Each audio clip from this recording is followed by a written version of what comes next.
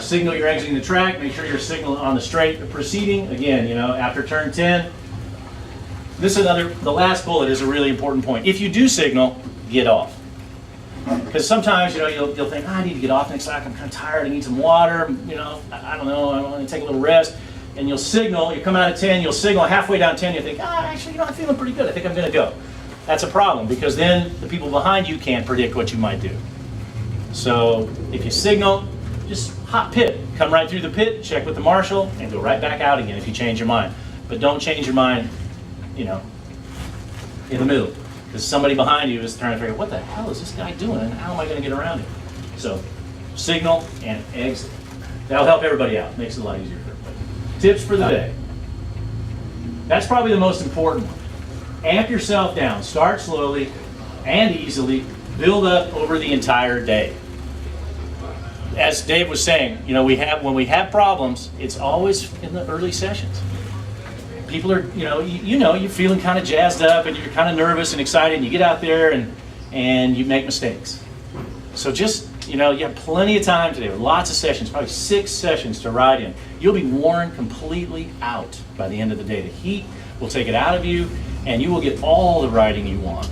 So let's ensure that we get to stay on the track the maximum amount of time by just kind of taking it down a notch and build up slowly. By the end of the day, you'll be going plenty fast. How many of you use earplugs? Or better yet, how many don't use earplugs? I can only recommend them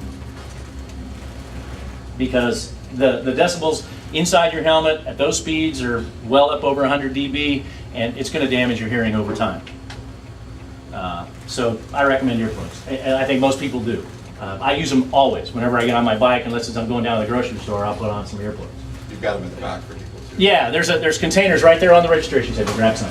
One more thing I'm going to say about that too is with earplugs, you can concentrate a lot better on the racetrack. Absolutely. You concentrate a lot more. You're not near as tired at the end of the day because if you're constantly barraged with that sound, it wears you out. And midday, like 2 o'clock, you'll just be tired mentally and you won't want to go any farther. And it kind of, That's it drowns out that wind noise. You can hear your motorcycle better with earplugs because it drowns out all that wind noise. Prehydrate. Dave was talking about hydration. When I used to be athletic,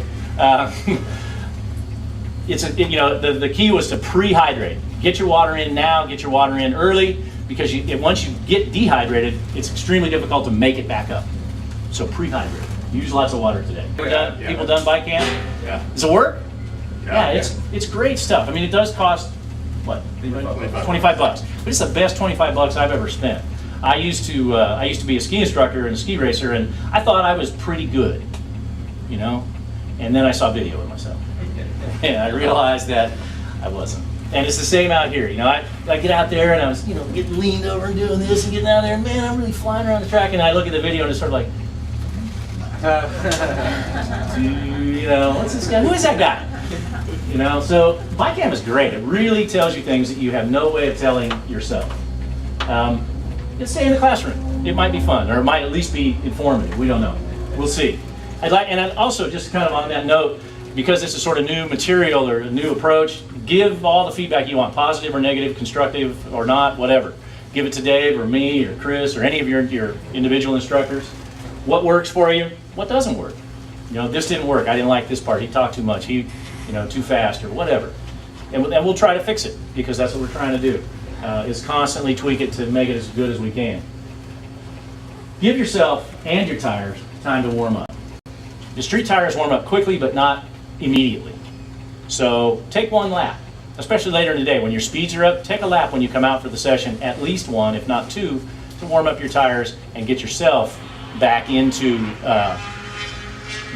back loosened up, because your tires are going to need a little time before they'll stick for you. And you're going to need a little time to loosen up. So give your tires a couple of laps to warm up.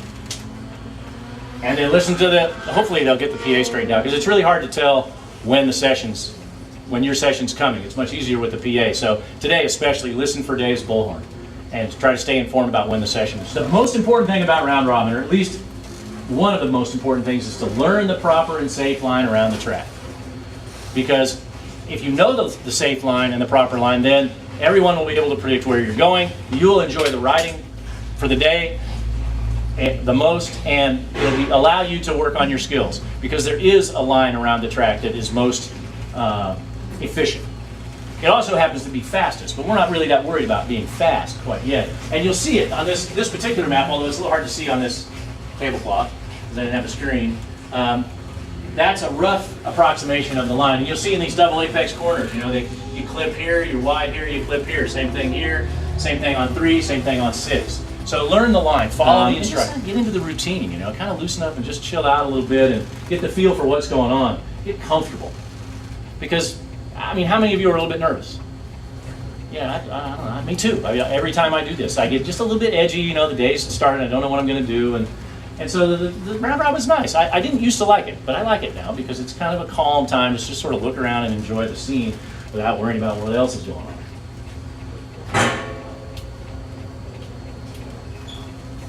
Okay, at the round robin, when we get out there, there'll be instructors lined up on the pit.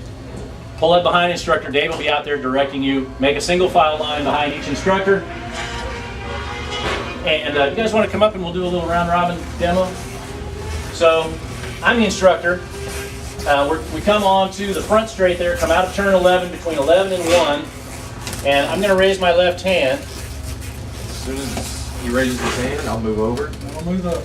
And then how many ever people are in line, that first person will fall back and come in at the end of the line. And we'll do that as many times as we can during the round robin. Does that make sense? Anybody ever race bicycles or ride bicycles? No? Okay, well it's kind of like a Peloton. You know, the first person moves. After you pull everybody down the road for a while, you move off, they pull up, you rest in the back. And that's how... All the way to the back? All the way to the back of your group. Yes. So there'll be about 8 people or 10 people maybe in each group. So try to get a visual reference of who's in the group so you'll know when to pull back in. Should be easy because you'll see a guy in a vest, you'll see a whole line of people, then you'll see an instructor vest, and you fall in front of that next vest because that's the end of your group. Okay, so the instructor will be on. Yeah, well there'll be an instructor for each group. Yeah, the front straight, right?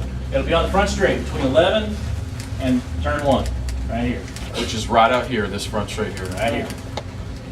So we want to make sure everyone's real clear on the round robin movement. The person right behind the instructor moves off, everybody else moves up, and that person falls in at the end of the line. Are we all good? And guys, I just want to reiterate, the purpose of the round robin is to really get behind your instructor and watch his lines. I mean, whether there's cones out there or not, it really doesn't matter because there will be points on the track that we use to start our turn in, where we hit the corner midpoint and then where we exit as well. Start watching for those and what we're doing. You really want to get those early in the morning because that'll make your day a lot better once the speed starts picking up.